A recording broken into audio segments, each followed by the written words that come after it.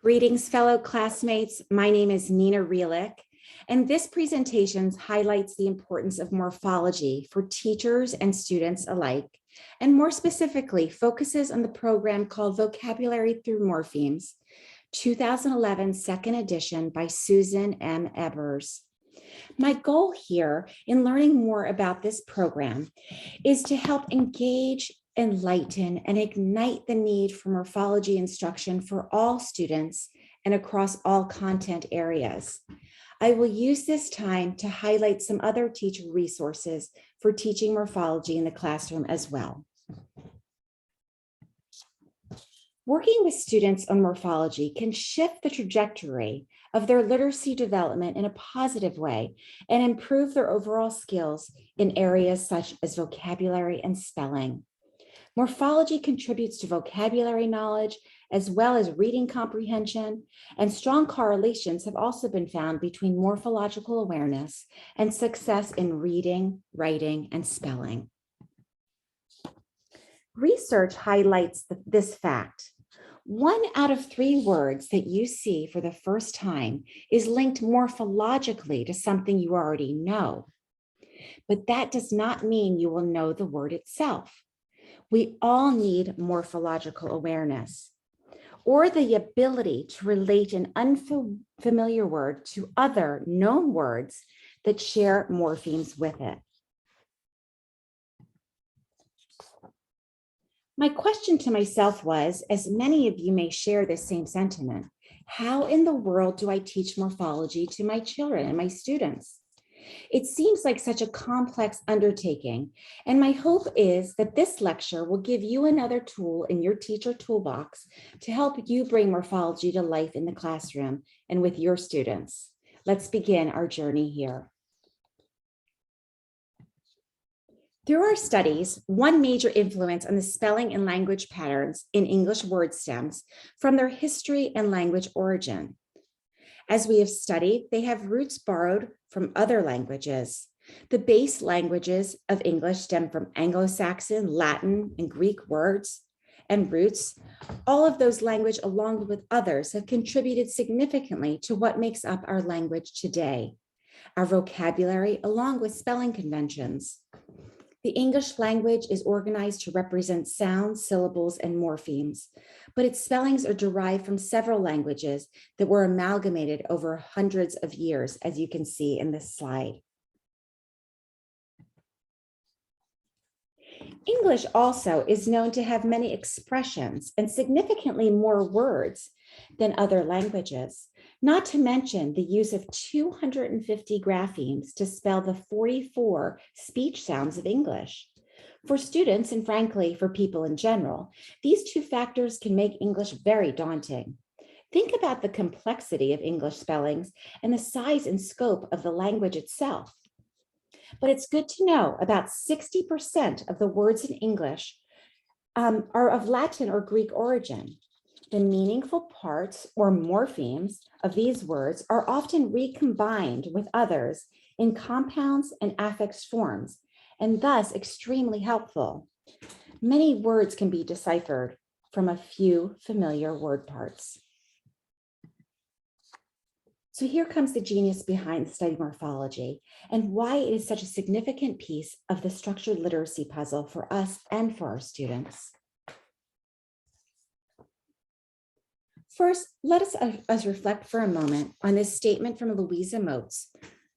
Meaning trumps pronunciation in the spelling of hundreds of English words. Morpheme, the base morph, means form or shape and comes from the Greek word morphe, which means form, shape, beauty, or outward appearance.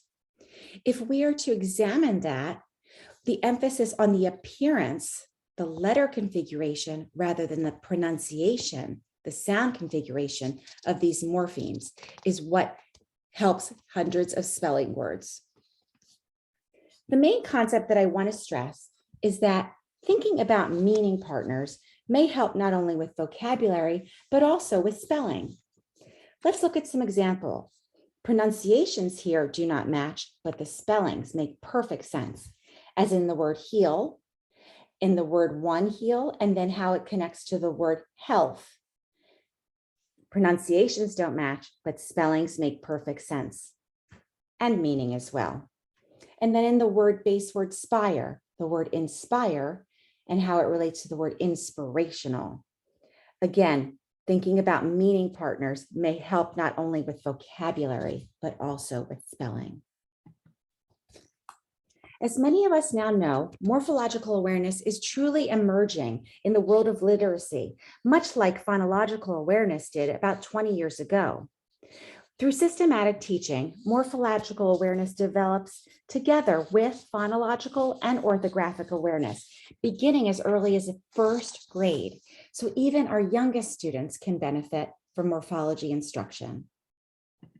I can honestly say that I knew very little about morphology before this master's program. And I ask you the same question. How much did you know or learn about morphology in your higher degree education before the Mount? The research has demonstrated that morphology is a strong predictor of reading ability, vocabulary knowledge, and comprehension. Knowledge of morphology is useful for academic vocabulary development, both for comprehension and writing. It helps with the analyzation and structure of words. This means it affects mainly Tier 2 vocabulary development and some Tier 3 vocabulary as well. One of our jobs as teachers is to help create an awareness of morphemes, the smallest unit of meaning within a word or a word itself, in the thinking brains of our students. Being aware of morphemes in words helps with word recognition, spelling, and vocabulary. Awareness is key. And yes, morphological awareness can be taught. It is part of our role as educators to expose our students to the strong meanings behind words and morphemes to help them develop their vocabulary. Think about it this way. How amazing do we all feel as teachers when we supply our students with yet another tool to use when they are faced with challenging words? What a beautiful feeling. And teaching morphology and morphology instruction can be a way to help them.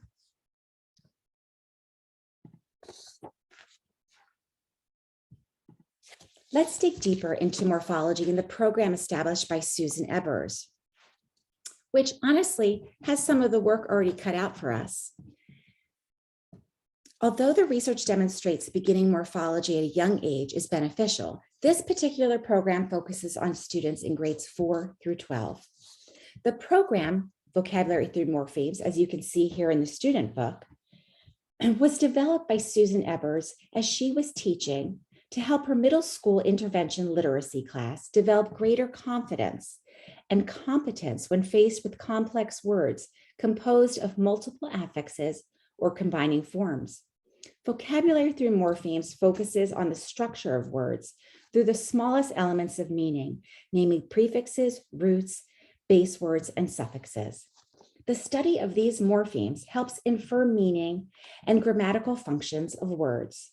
Additionally, English words are considered morphophonemic.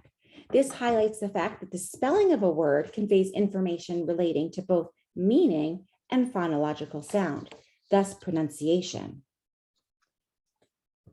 Here, I think immediately about my struggling spellers with dyslexia who can truly benefit from morphological instruction.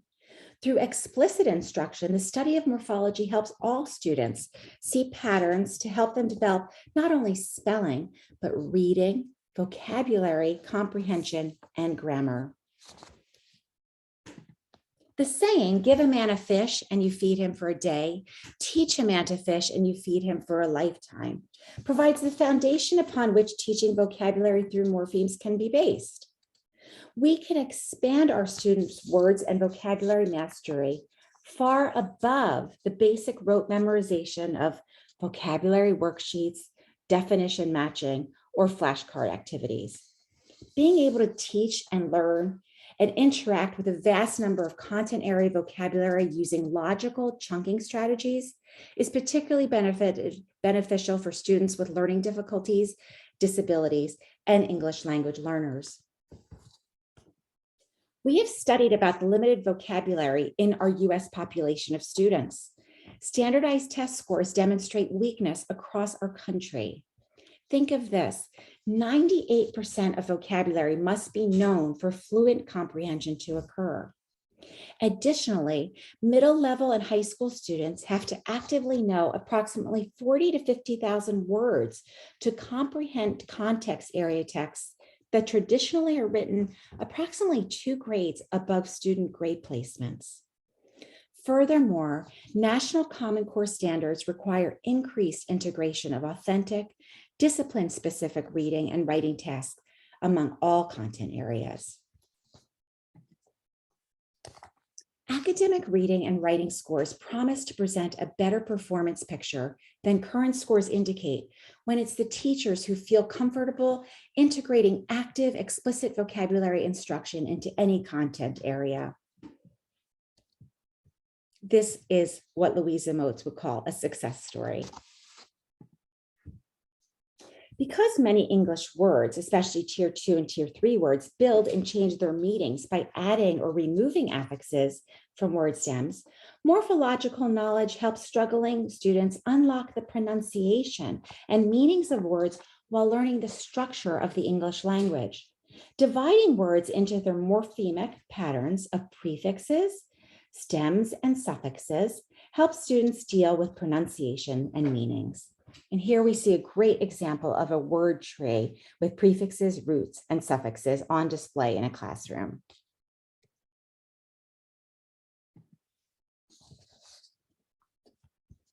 English word structure concepts are not complex. Fewer than a dozen comprise more than 90% of prefix and suffix school words. Most prefixes change word meaning, as in match. Then we add mismatch, mis being the prefix, order versus disorder, dis being the prefix, which changes the word meanings. Suffixes often change the number or even the tense of words, one TP versus multiple TPs, or clutch, or in the past tense word adding the ed suffix to clutched. Students can see how word meanings change if teachers use graphic organizers and combine word affixes and word stems to assemble words.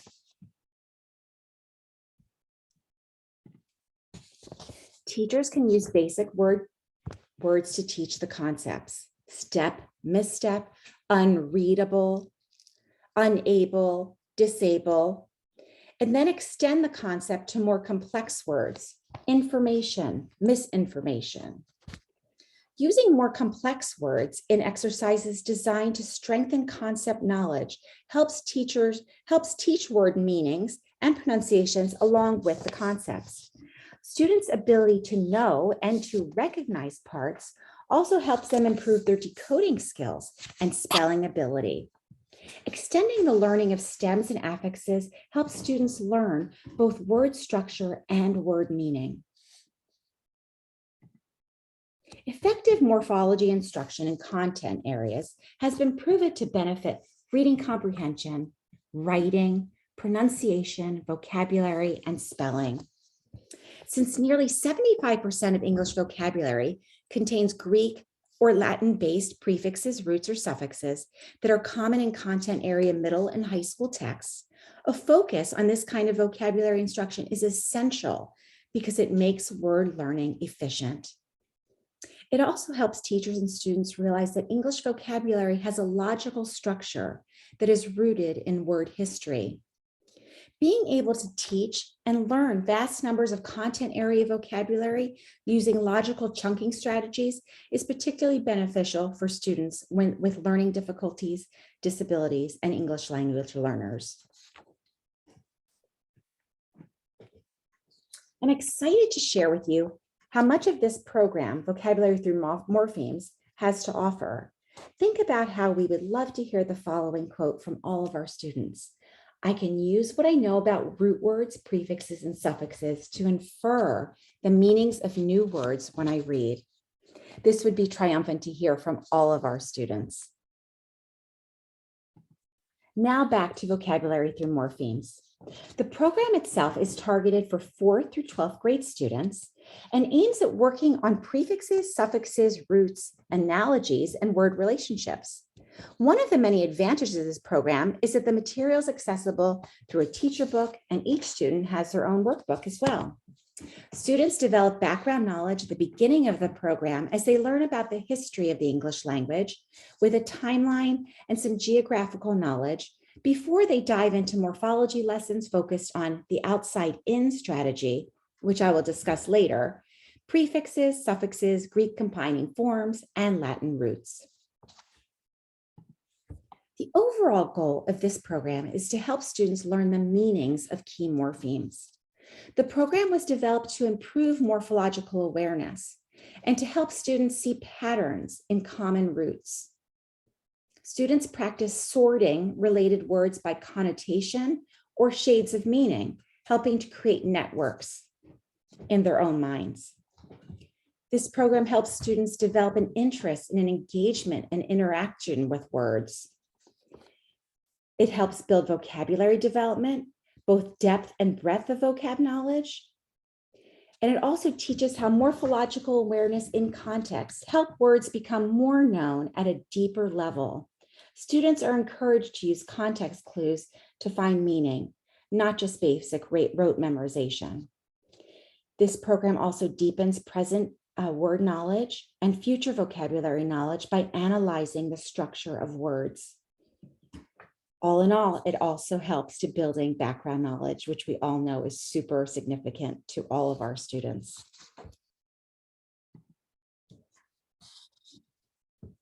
Now to the main goals of the program. The main goal, as outlined by Susan Ebbers herself, is to teach students to make inferences to help them understand meaning of words. This program focuses on teaching students how to confidently infer unknown word meanings while independent reading in any content area, and through the use of context clues and morpheme clues. The author reiterates again, this is not a program of rote memorization, as we mentioned earlier, but one where meanings are applied in different forms. Helping students to see patterns in morphological families of words that share a common root is one of the main goals. The author also discusses teacher modeling and teacher attitude. This is key. And Susan Ebbers, again, the author, clearly states the importance of the teacher instilling interest in words and awareness of patterns within our students. In that vein, she reflects on the teacher maintaining a positive, lighthearted tone. This program gives practice in analogies and purpose to help students develop logic using word relationships. The morphemes included in this program are the more common prefixes, suffixes, and roots that you study through Greek, Latin, French, Anglo-Saxon, and Germanic morphemes, meanings, and origins. Although strictly not a phonics program, students learn to decode longer morphemic chunks. Thus, spelling does improve as well, because patterns and rules for spelling are included along the path of this program. For example, the drop the final E rule. Grammar also improves as a result, as the students learn about which derivational suffixes alter parts of speech. FUL, obviously tending to create adjectives. Why are these morphemes chosen? Students will encounter these across many subject areas, as well as morphemes will assist them in growing their academic language, as we talked earlier about in Tier 2 and Tier 3 words, especially seen in science and social studies, but again, across all content areas. You'll also note in this program that many of the vocabulary choices in the book are derived from the academic word list by Coxhead in 2000, thus aiming to increase student comprehension of more formal language used in lectures, texts, and formal tests. All of this must have an impact on student confidence. And that's the beauty of this program as well. It helps students have a better grasp of unknown words that they may come into contact with in their future. This program promotes fluent reading of morphologically complex word, promotes better comprehension, better spelling, better grammar, and of course, helps builds upon and expands the mental lexicon of each of our students. One of our goals as teachers should be to create thinkers. Through the study of morphology in this book, the lessons will teach students not only what a word means, but also why it means what it means, or how it got its name, as well as how context can alter its meaning. Now let's dig a little deeper into the outside-in strategy, which Susan Ebbers highlights as a strategy in this book. First, students look outside the words at context clues in the neighboring words and sentences. Then the student is encouraged to look inside the words at the word parts, the prefixes, roots, suffixes. Next, the student is encouraged to reread the section, keeping the meaningful parts of words in mind. And there we are, make an inference. What do you think that word might mean? The outside-in process and strategy helps build more confident students who are more willing and capable to approach academic texts, which, as we know, have many morphologically complex words. Susan Ebbers' program also encourages think alouds. Instructional pages within the book have symbols on them, which helps to prompt a brief discussion on the morpheme of the day. Topics range from discussing words that the English language has borrowed and pinning those words onto a map in the classroom, discussion about meanings, nuances, and connotations around words like childlike, childish, and child to demonstrate how suffixes change words, and to help discuss the importance of being mindful to our students when choosing vocabulary when speaking and writing. These are just two examples of the many discussion opportunities presented through the program. Everything is clearly laid out in this program, and a teacher can choose to follow as much or as little as they would like.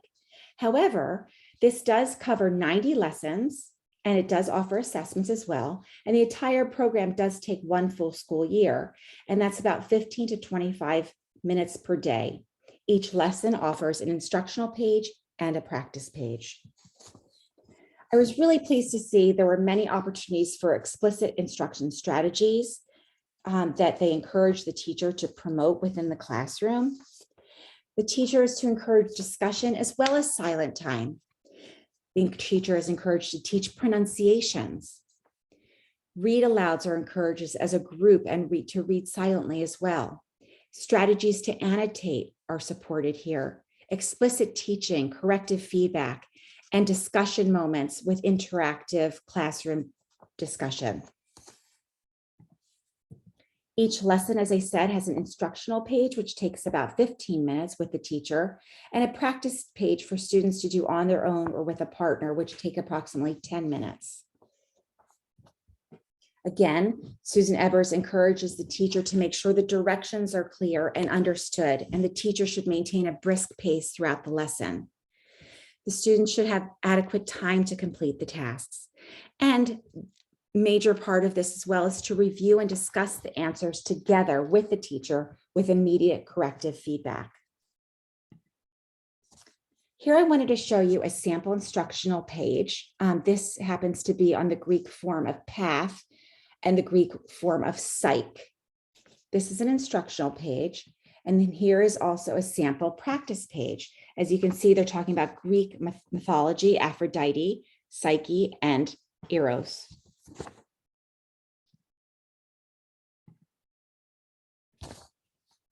Let's talk a little bit about assessments provided in the program.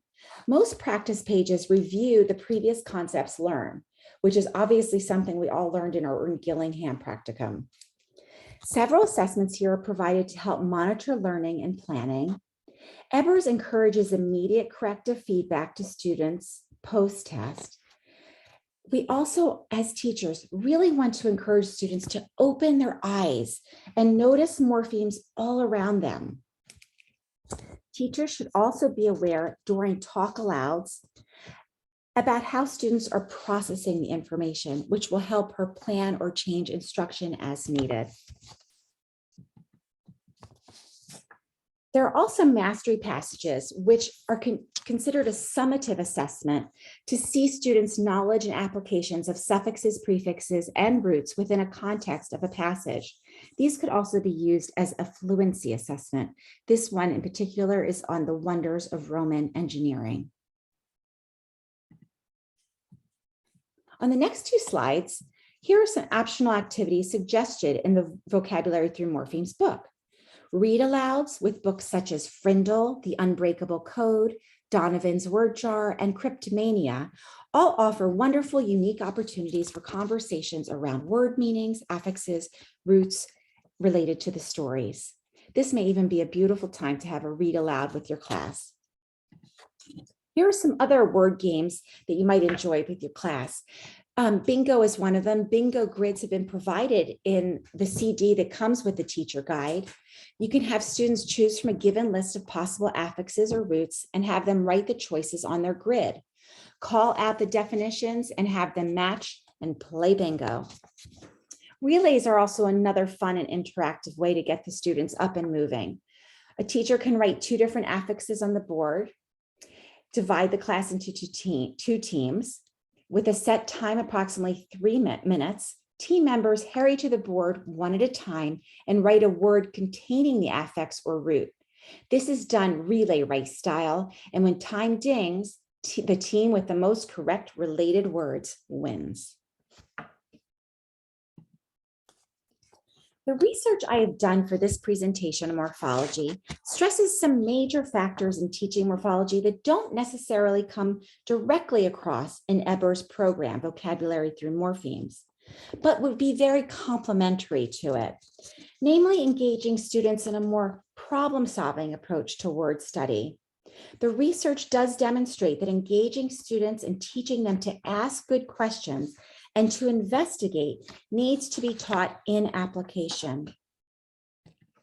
In other words, teaching students to become word detectives and investigate words and their parts has a much better effect than helping students memorize a bunch of morphemes. This leads to our old friend Pete Bowers of WordWorks, who is exemplar in teaching structured word inquiry. Structured word inquiry, SWI, is one strategy that makes sense of words through investigation of their relationship through morphology, etymology, and phonology. And you'll see some examples here between do and go. SWI is one problem-solving strategy that explores how to use morpheme work to build reading, spelling, vocabulary, and comprehension in students in a way that is both effective and engaging. You can also facilitate students' work with word sums and word matrices by hand, using pen and paper, exploring Etym Online, and also, as we did practice in one of our classes, Neil Ramsden's Matrix Maker also allows you to generate on the computer matrices using word sums. There are many great resources available now in 2022 about morphology. Before I go, I do want to take the opportunity to mention this great resource that I have come back to often in my practice. Morpheme Magic by Deb Glazier offers systematic and explicit morpheme lessons and teaching activities to help create morphological awareness. 53 total lessons cover suffixes, prefixes, roots, and Greek combining forms, enhancing advanced word study while building interest and curiosity and making magic about words with our students. Overall, I hope that this presentation has given you some valuable information about morphology and vocabulary and its application with students. One of my biggest takeaways of my research, which I will believe will resonate with all of us, is one of the best things about morphology instruction is that we, the teachers, do not have to be experts. Morphology is about going on an adventure with students, exploring and helping them uncover meanings and deepen their understanding. And in doing so, helping all of us, students and teachers alike, to develop word sense and hopefully springboard their journey to explore words on their own. Whether it be vocabulary through morphemes morpheme magic, or teaching vocabulary through independent morphology instruction, we can say this is doable and we can make a difference in the lives of our students and build better readers, writers, and thinkers. Thank you for listening.